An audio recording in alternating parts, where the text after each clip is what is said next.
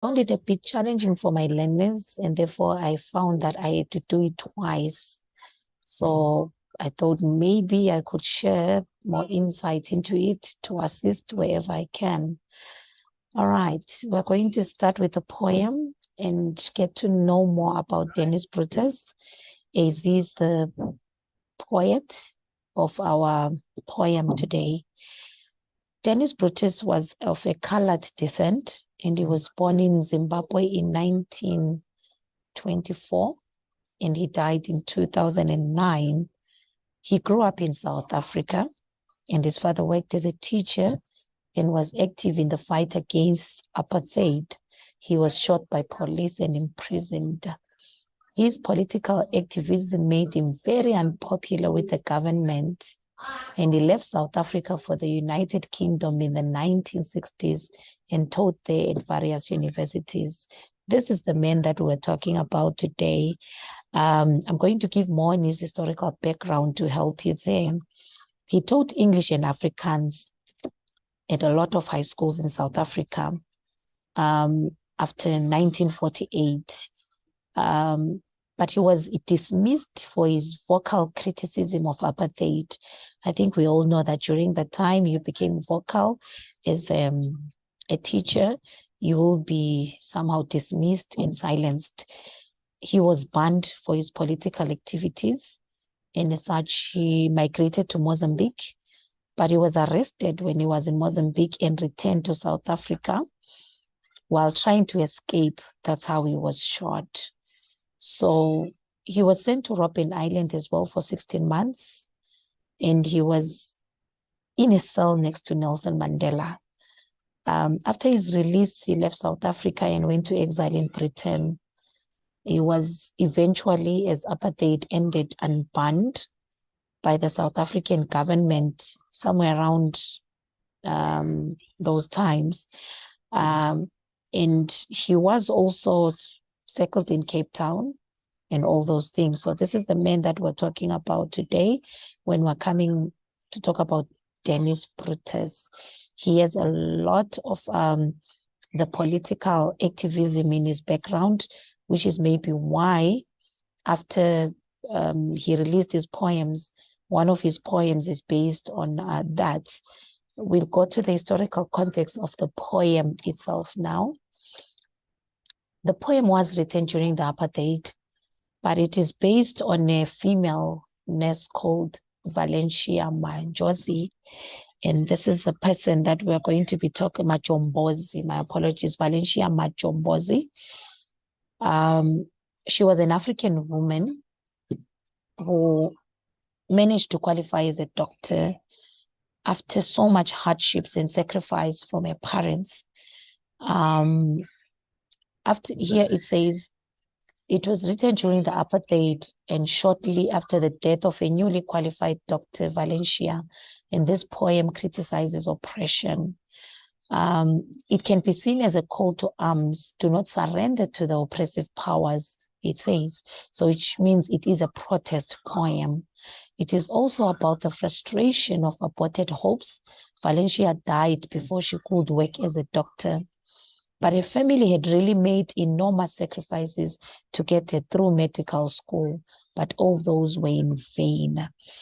I will add on Valencia Majombozi there. She was an African woman, and she got a medical degree, but the irony is that when she finished her degree, she died during the Sharperville massacres.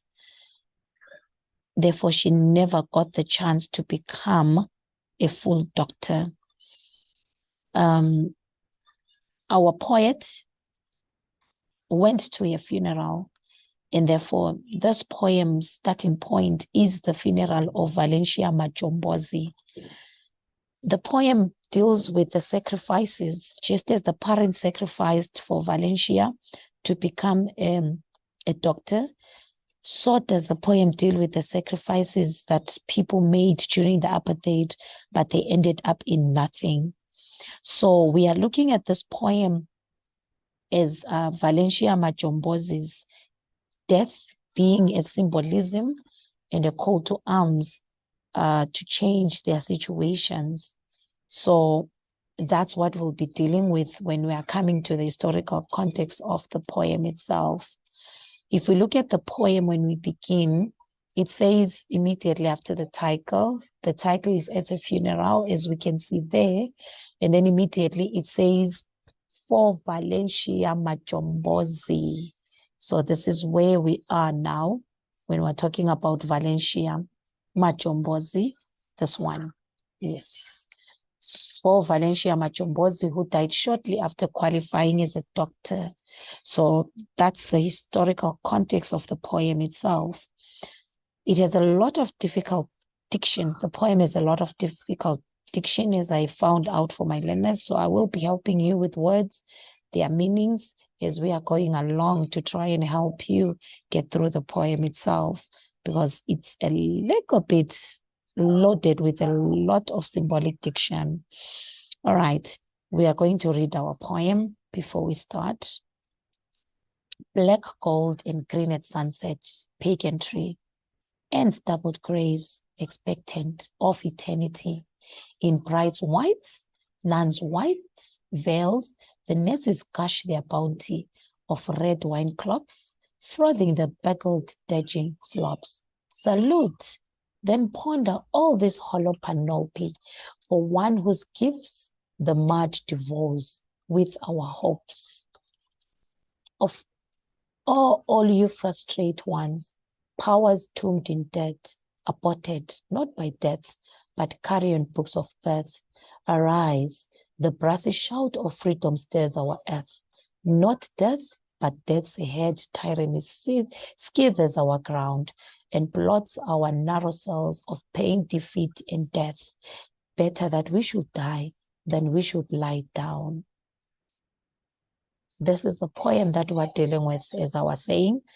It is a tribute to Valencia. It is about a funeral ceremony. That's a summary of our poem. The speaker presents the funeral as an occasion to renew his commitment to the struggle for liberation. He does this by comparing the burial. The key word there is comparing the burial to those people whose lives are being smothered by the oppression. Oppressed people cannot live their lives fully. He urges active resistance. He states that death is a better fate than yielding to defeat and death. This is the summary of the poem that we're doing today, right? Right, we go to the structure of the poem. I'm going to talk about the structure first.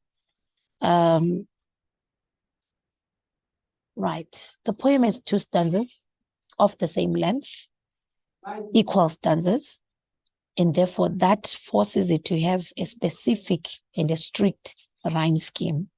Our rhyme scheme, I will write it down for you to help you there. Our rhyme scheme is,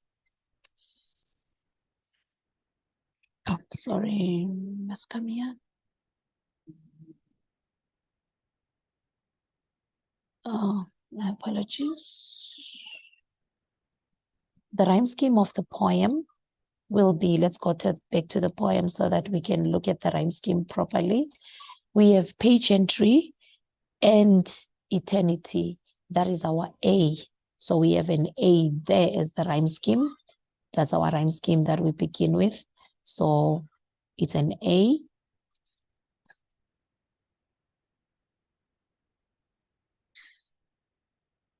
And to go there. A. A. And then we have the next one is the nurses gush their bounty. That is an A again, learners. Going to go there and put our A as well. We continue. Dredging slopes. Our dredging slopes becomes a B. We go there to our slopes and write B there. And then panel P is an A because it rhymes with bounty. So our rhyme scheme there becomes an A. And then we have our hopes. that rhymes with slopes, so it becomes a B. That's our rhyme scheme for the first stanza. Let's go to the second stanza. We have dirt and birth. We are starting this one afresh, which means dirt becomes a C. Birth becomes a C because it rhymes with dirt. Earth becomes a C because it rhymes with dirt and birth. And then we have ground, which is a new one, which means it becomes a D. And then we have dearth, which is rhyming with F, so it's a C. Let's go there to our dearth. It's a C. And then finally we have lie down, which rhymes with ground.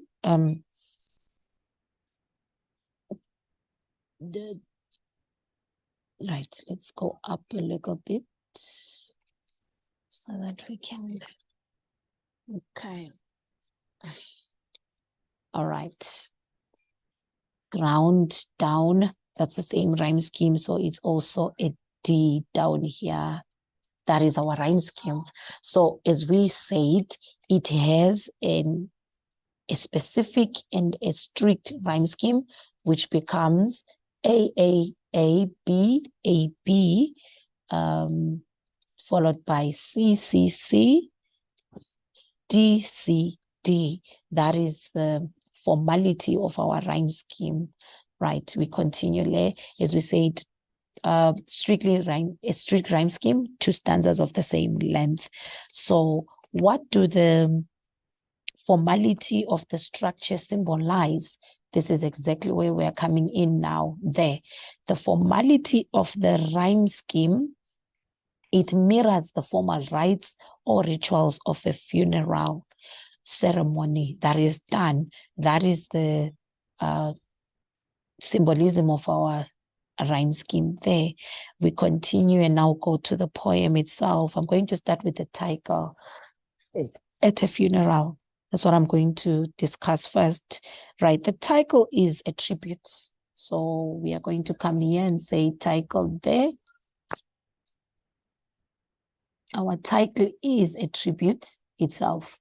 So when we're saying at a funeral, the title is a tribute to Valencia Majombozi. So it makes it very personal. A specific person is referred, and therefore that specific person has a great impact on us as the readers.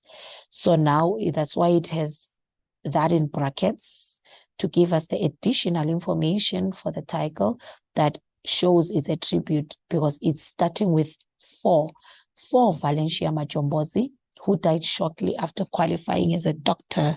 That parenthesis that is in the brackets is giving us the details of the tribute itself, who is Valencia Majombozi. The title also, it emphasizes that all her dreams and hopes have been destroyed by death. So the title itself now is always going to give a sense of frustration and aborted hopes. Funeral, aborted hopes, that's what it symbolizes in the title. So as we said, the title, this is what it does. It makes it very universal now, because it said at a funeral. It did not say at her funeral. It makes it very impersonal, very universal. And we are expecting the tone to be sad, because funerals always give us tears, we cry, we are sad, we are melancholic. But now we knew as we were starting that Valencia Majombozi has died. So it does even give us the sadness that we are experiencing because of how she died. So now when it gives us the Valencia Majombozi part for Valencia Majombozi, therefore it does make it personal. So I'll bring this here down. Right. For Valencia Majombozi is what makes it personal. At a funeral makes it impersonal. So let me do this to help you. At a funeral makes it impersonal, as if it's any funeral. But for Valencia Majombozi makes it personal, because it talks about a specific person. And therefore, that's why now the parenthesis that comes in the subheading is going to specify whose funeral it is.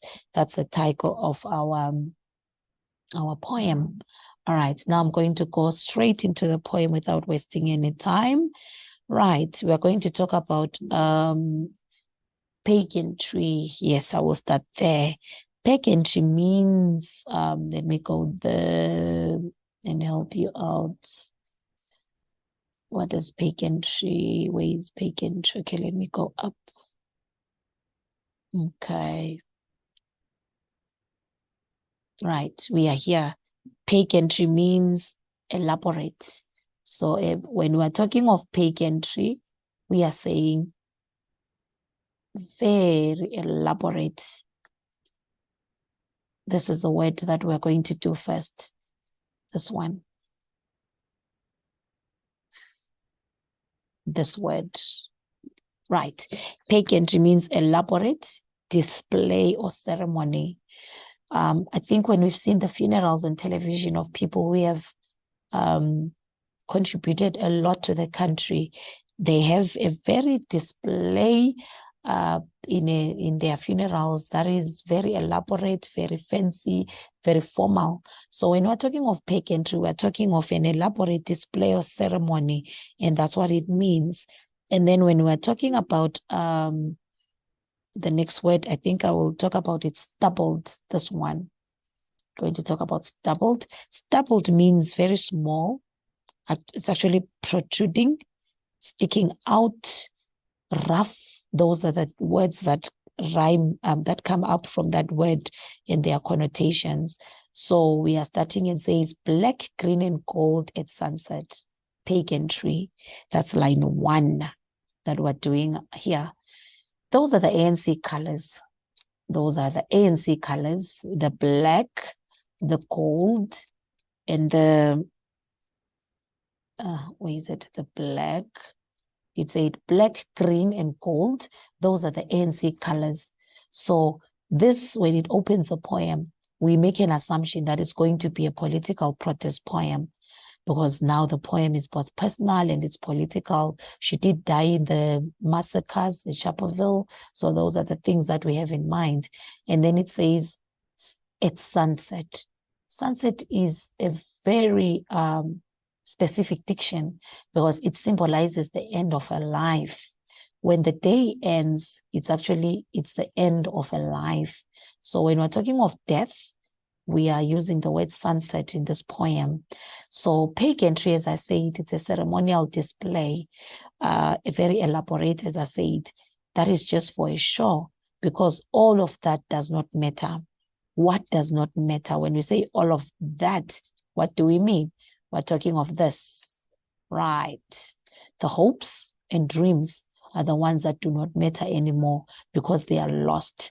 Valencia's hopes, Valencia's dreams do not matter anymore because she is dead and therefore they are lost. So now when he comes in and says to us, black, green, and gold at sunset pageantry, he starts the poem at a very political level.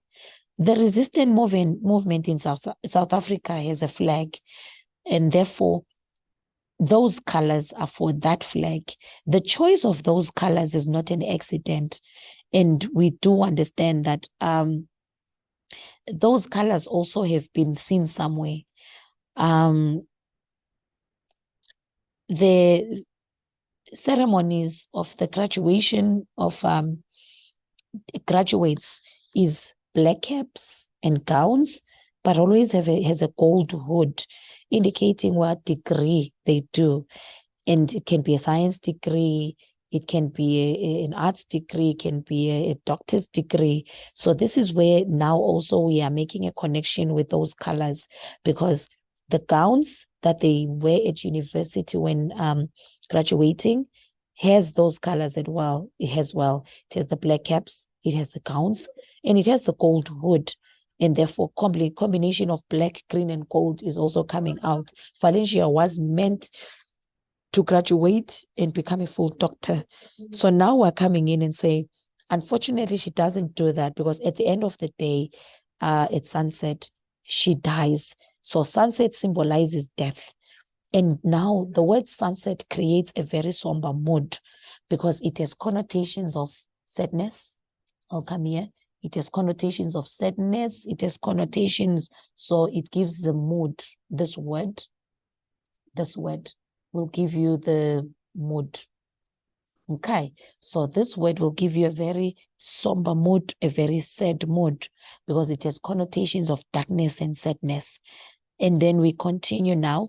The flag that is now placed as part of the ceremonial display, the pageantry part, we are saying that it gives an impression that it's just for a show. All that is done is just for a way of saying it is a ritual, but it doesn't have a meaning. And therefore, it's just for a ritual and nothing else. We go to line 2, and stubble graves, expectant of eternity. As I say, it's double. As I said, I defined it and said small, sticking out, protruding. Those are the connotations of that word. And it says it's the stalks of crops that are left sticking out after a harvest, or the remains maybe. And therefore, this implies that the graves were in a state of neglect. They looked very untidy. They were unkept. They are covered in dead grass stalks, which means no one bothers about it after they are dead. And therefore now that's why they'll be called stubbled. The graves are given qualities of being stubbled, and as such they are neglected. As I said, they are very untidy. And then we have expectant of eternity. This is very ambiguous, because do they mean either the dead will remain in their graves for an eternity, or do they believe that the afterlife will not end? So now that was very ambiguous to start with. But now what we know is when the word expectant tells us that we will all die, death is inevitable. So it's personification, because the graves are given qualities of being expectant. This is personification. When they say stubbled graves, expectant, that's personification. So it's waiting for more. The graves are waiting for more bodies. And this emphasizes that the graves are waiting for us to die, as we will all die. But now it becomes vague when it says of eternity. As I said, will the dead remain in their graves for eternity, or there's an afterlife that will not end? So he left that statement very ambiguous there. Let's go to what I wrote here, and I said, stubbled is also a metaphor. The gravestones look like short grass, and as I said, personification of the graves. They are waiting for the dead bodies who will be buried and stay there forever. All hope and life are gone. So for us who are alive, they are gone forever, but we cannot speak for them after their grave. As I said, it's ambiguous. Is it that their life after life will not end or not? So that's our line 1 and 2. Let's go to line 3. In bride's white, nuns white veils, the nurses gush their bounty. Right, let's take this up a little bit. It's not an actual bride when they say in bride's white. It's just a symbolism of innocence. So the bride is just used as a symbolism, as the bride is always donned in white. So it becomes a symbolism of innocence there, as they say.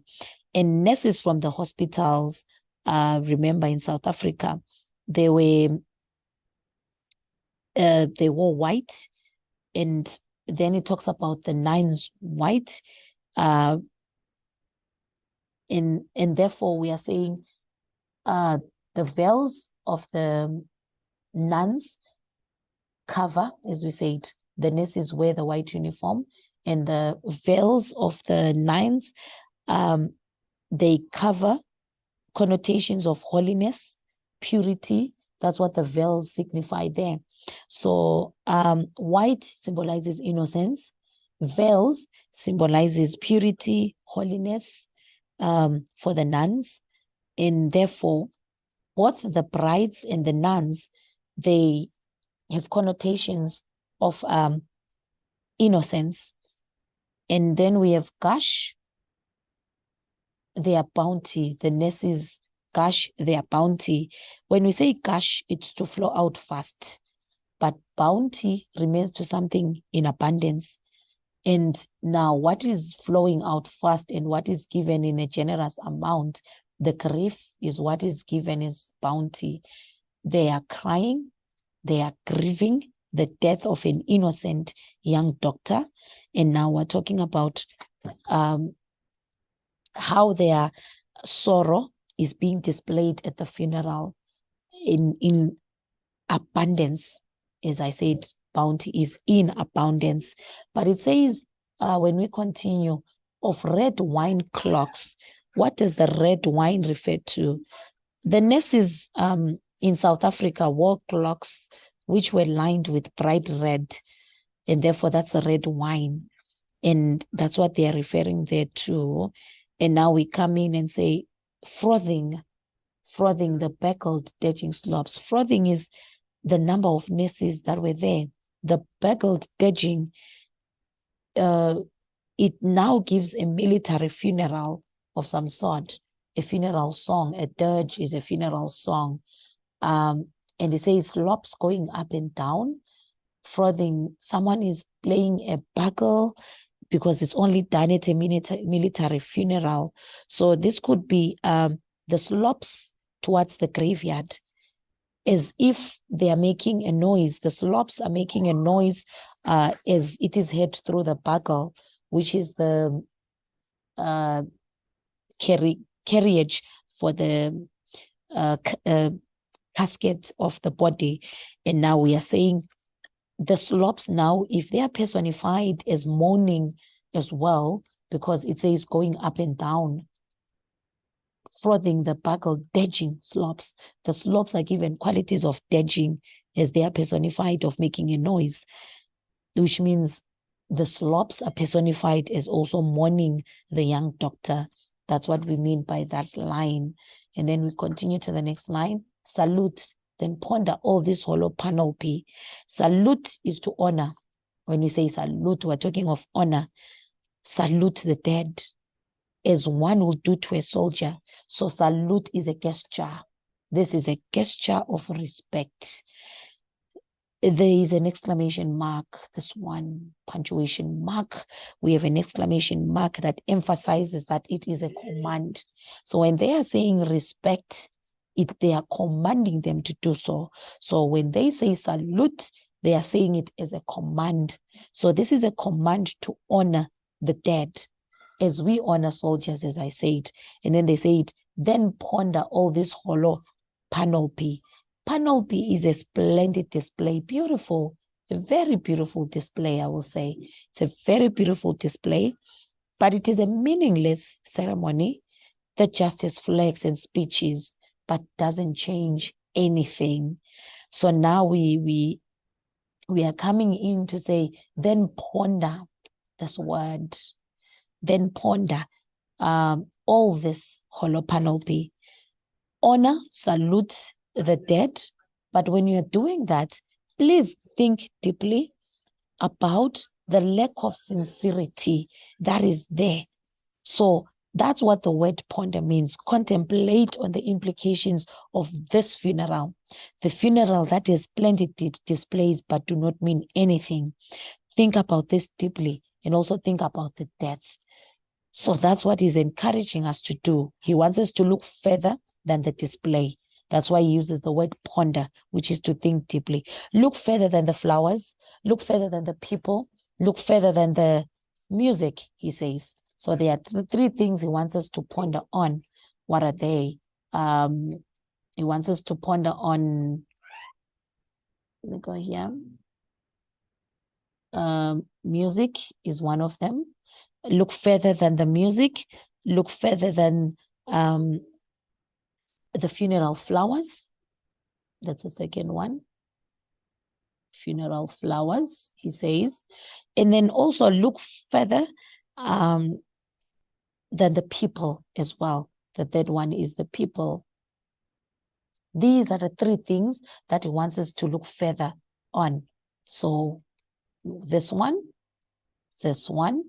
and this one. look further than all these things and think deeply more than what is just there. Because the music, the funeral flowers, the people, it looks like it's a show, but doesn't mean anything. So it lacks sincerity. All these symbolize that it lacks sincerity. That's what is giving us there when he's talking us sincerity is not there. So he says there is no sincerity in this ceremony.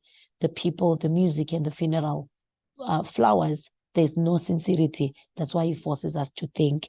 And then in the next line, he says, for one whose gifts the mud devours with our hopes. When he talks about for one whose gifts, one refers to Valencia. This one, I'll just write V beneath it so that you remember that it stands for Valencia. One is Valencia, whose gifts the mud devours. The gifts refers to an ability. Gifts is an ability as a doctor to heal and bring comfort to others. And then he says devour, uses beautiful diction, this one.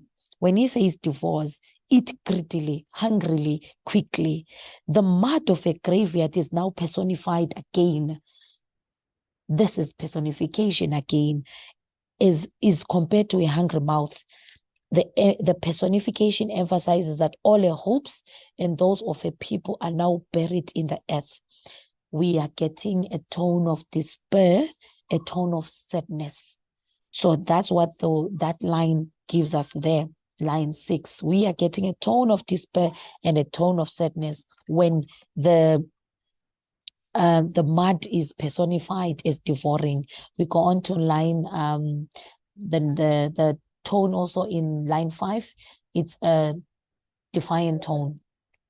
That's a defiant tone when it says salute and puts the exclamation mark to show the command, which means that's defiance. Ponder, as I said, contemplate the implications of this funeral and death in general. He encourages the reader to look further than the display, the funeral flowers, all the people, the sad music, and so forth. And then they are meaningless, he says, hollow. They are hollow, which means there's no sincerity at all. Ponder, the whole display lacks sincerity, negative connotation of the earth, as I said, personification. The earth has the ability to devour and consume. Hungry mouth, as I said, devours, mud devours with our hopes. All her is Valencia. Her is Valencia. There is all the people whose hopes are now going to be revived, are now buried in the earth. Right. We go on to the next line. All you frustrate ones, it says. This is apostrophe. This is a figure of speech that we call apostrophe, as he addresses the dead directly. All you frustrate ones, tombed in debt, we call that apostrophe. Direct address, talking about all the people who are frustrated with their oppressive lives. We call that an apostrophe. I hope you can spell it. Let me give it to you if you feel you do not remember the spelling. Right. Yeah, here it's apostrophe. That's the figure of speech. We call it apostrophe. It is when we address the dead directly. I think you did Milton in grade 11. Milton, thou art living at this time. That's apostrophe. Milton was addressed as if still alive. That's what it does as well. All you frustrate ones, powers tombed in death, he says. When he says frustrate, I'll focus on the word first, frustrate, this one. All you frustrate ones. That word means to prevent the success of something, which means preventing their dreams from being realized. They are powerful enough, actually, those words, when he says powers tombed in death, frustrate ones, those words are powerful enough to bring a tone of frustration in us. So as such, they will also frustrate the government in turn and not be passive anymore. The dead are described as powers tombed in death, their potential is buried because of their deaths. So that's something that it gives to us, as I said. aborted, their lives have been cut short. He said in line 8,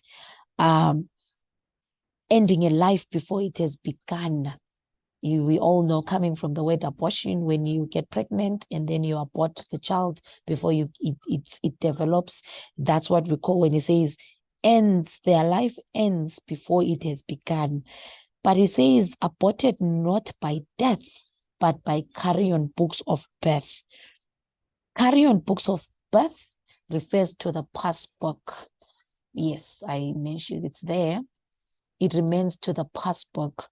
Remember, the life of a Black person, from the moment of birth, you are given a past book so that you can cease to be a human being from the point of birth. So now when you are, now your life is to be recorded in a past book, it means that something has been taken away from you. So that's why we are saying that Black people are dead, because their freedom is taken away due to the past book. I say, dear, they are dead not because they died, but because their freedom is taken away with the past book. Their lives are death-like due to oppression. The apartheid government was cruel because they had to give a passbook that will give you permission to do something, permission to be, permission not to be there, or whatever it is. And that is what we call the oppression. So their lives are not taken by death, but their lives are taken before they can even be, which is by the carry-on books of birth, as we said, the past books. That's what we mean. Carrion is a rotting flesh of a dead animal. So when he says carrion book, and carrion means the rotting death of a dead animal, we are already dead before we are alive. That's what it means. So we continue. Arise, the brassy shout of freedom stirs our earth, he says. Death, before I continue, I forgot about the capital letter of the D, this one. Death is given the capital letter D there, and therefore that's personification. We call it personification when the capital letter is given to death there, and therefore that's death is personified. So the books of birth, when we say books of birth, this is an allusion. This one. The figure of speech is an allusion. Yes, the figure of speech is an allusion. That's a figure of speech there for the books of life, books of birth. That's an allusion. And therefore, we are talking about cruel apartheid laws. So that's why we'll call it an allusion, because it refers to the apartheid laws. That's what we will mean when we say books of birth. All right, we will continue. It was called the Dompas. I was thinking of that name. It was called the Dompas. That was the actual name of the passbook. Its name was a Dompas. Yes, it was a Dompas. Does it have a double? Yeah, it was a Dompas. That's what it was. That's the name of the passbook itself.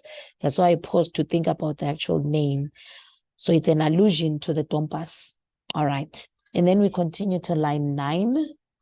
This poem has so many figures of speech. That's why maybe I'm taking so much time on each and everything. Arise, the brassy shout of freedom stirs our earth. Right. The dead are addressed directly and told to arise. They are told to arise, as we said before. When we do that, we call it apostrophe. Arise, he says. And then we also again have the punctuation mark, which is the exclamation mark, to show it's a command again. They are addressed directly to rebel. Arise is referring to them rebelling. They must rebel. That's what this word means, rebel. So that's what this word is referring to. They must rebel. That's a command. The brassy shout of freedom stirs our earth. They must rebel against the government. Stand up, start a revolution. So that is also a defiant tone. As I said here, it's a defiant tone. So I've come here and given it to you here, and I said it's a defiant tone. The Brutus shout of freedom stirs our earth, he says. When he says freedom, it is capitalized. I think you see that to show that it is important to them. Freedom is personified because it's something that they are yearning for. It's a capital letter F, as we said, and I say it capital letter to show that it is important to them. Brasi, I say it confident and aggressive in a loud way. People are angry. They want freedom. Now, brasi is music that comes from a brass instrument. A trumpet, I think, is more appropriate when we're talking about that one. So that's how it comes in there.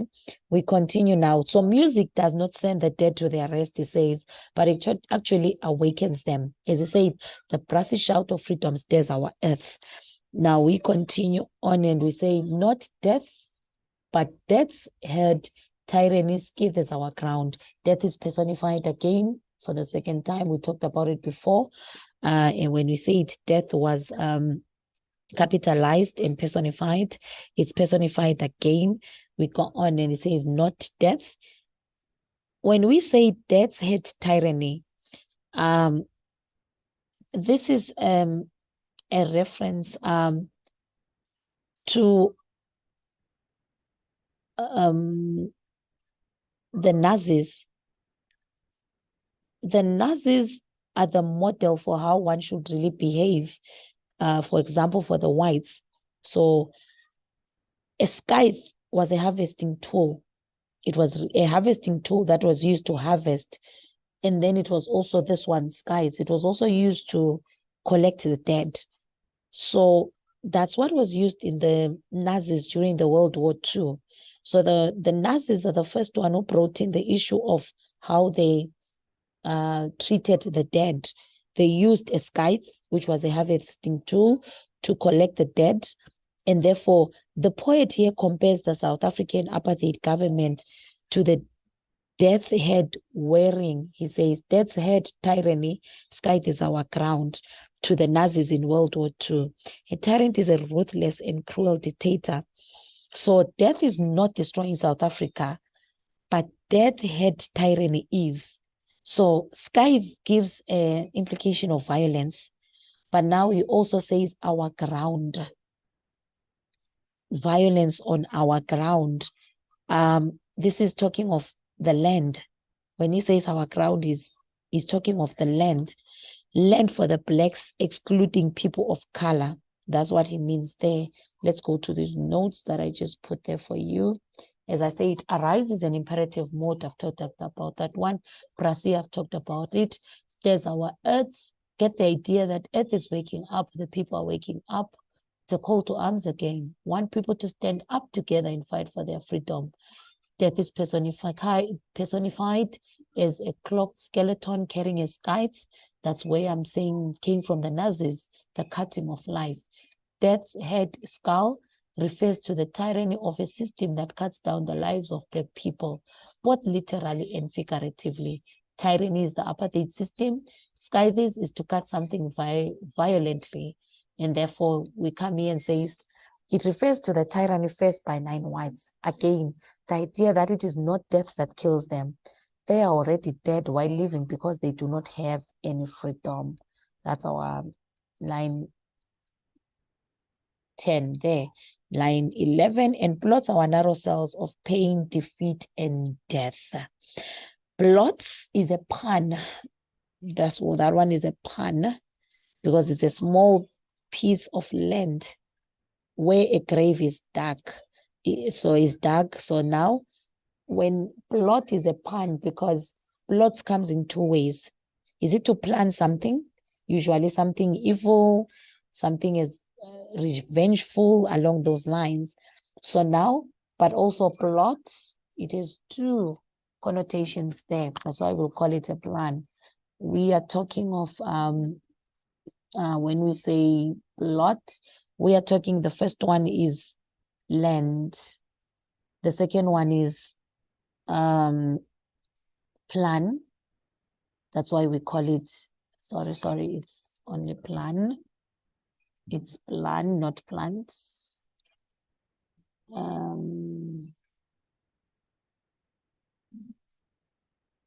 This one, plan.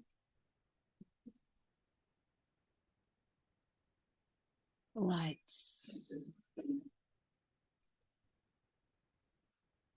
I don't write it again, and I said it is plan, not plant. My apologies there. As I said, on the color, where's my color? The blue one. Right, I'll come back here and say, thank you. Right. Okay, I think we are done. Right. When I say it's plan, it's a plan. So when we are coming and talking about, no, this is not my color.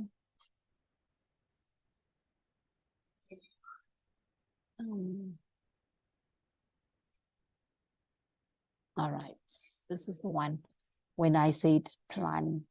Right, so pan for plot, which is a small piece of land, and plot, which is to plan. So to plot is to make a secret plan to destroy someone or something. In this context, the political system makes plans to contain the black people in narrow cells. These could be prison cells or graves, but plot, as I said, in a pan can be grave sites, which is land. We continue. Narrow cells of pain. The prison cells where the prisoners of the apartheid government had been jailed. They were very small, they were very narrow. I think you remember the Robben Island when we're being shown Mandela's grave, Mandela's prison cell, my apologies. It was very narrow and very small. Now we have this word that is coming in death, this one. In death, scarcity, which means scarcity. Things are in short supply. Food, basic necessities, basic commodities. So what is the poet implying in these lines? Pain, suffering, and death were deliberately caused by the apartheid government to the blacks. And that's why he says we should fight and die than to submit to oppressive powers.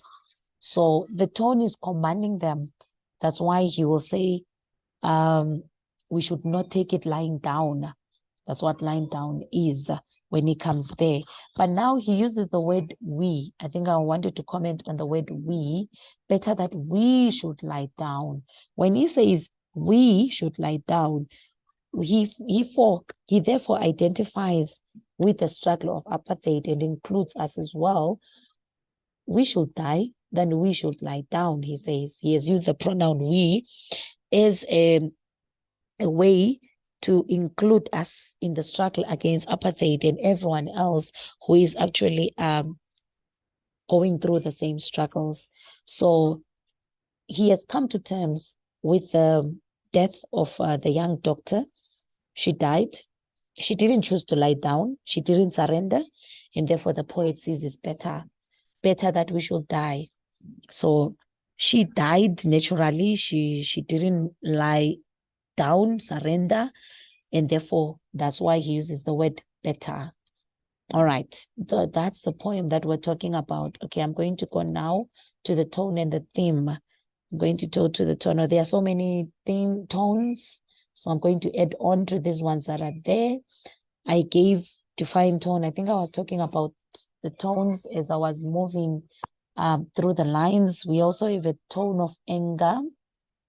We also have a tone of frustration. I think you remember when I mentioned that it also forces us to be frustrated. There's also a tone of disappointment as well. There's also a tone of dismay. These are the tones that are rising up in the poem. But in stanza 1, I'll be specific with stanza 1.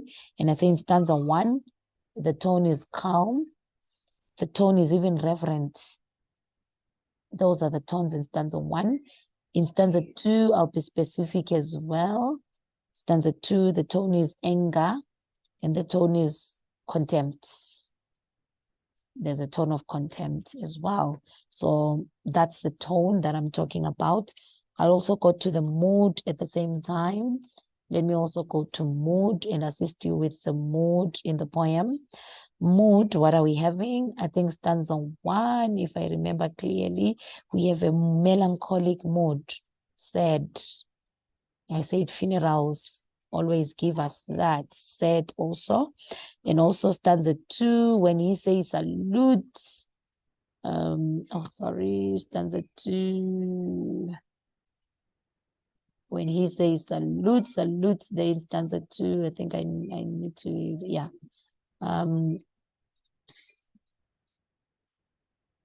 It's my color now. And the color, I think in stanza 2, when we're talking about the mood, we are going to talk about stanza 2, the mood, vengeful. Yeah, there's revenge there. So it will be, yeah, I think stanza 2. Let me take this up a little bit. Stanza 2, I think it's as I said, there's a sort of revenge, salute and ponder. That will be vengeful. Yes. Yes, it's a vengeful mood. So those are the things that are coming on in our mood there. Then theme, I'm also going to talk about the theme. Do I still have space? Okay, I'll write here somewhere. When I'm talking about okay, let me bring this here and talk about the themes. Which themes are we having? Oppression, as I said up here. Oppression is one of them. Call to arms is a theme. Frustration, of aborted hopes is a theme. And then we also talk about fight against injustice is a theme. Against injustice is a theme. And then we have desire for freedom is a theme as well. All right. Human sacrifice for a cause is a theme. For a cause is a theme as well. So these are the things that are coming up in the poem. So basically that's our poem that we're dealing with at a funeral. And I hope it helped a lot as I've done the tone and the theme, the poem itself, diction. I touched on those words, the historical background, and then finally we are done with Dennis Brutus, who is our poet. All right, there are certain questions that I will want to touch on before we continue. We end the session that really you must be able to internalize when it comes to this question. There are things, keywords that will be very important for you. For example, if they give a question and say, let me write here, words like describe, the tone, words like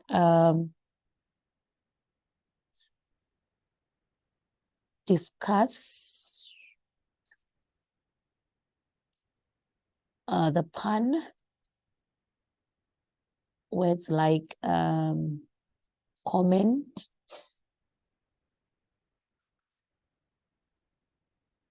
on the punctuation with reference to diction.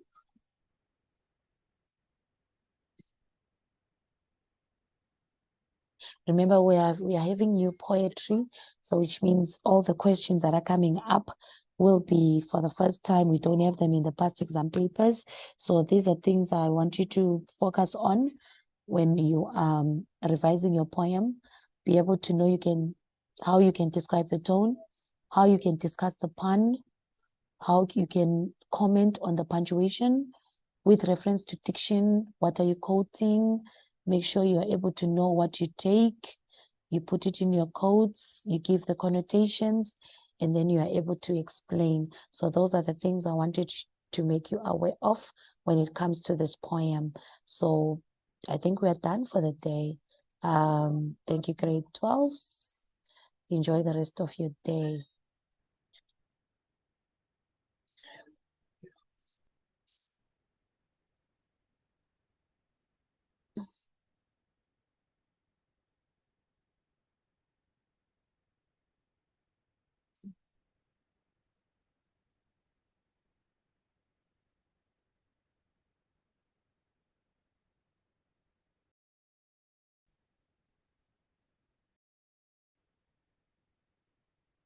Good day, grade 12.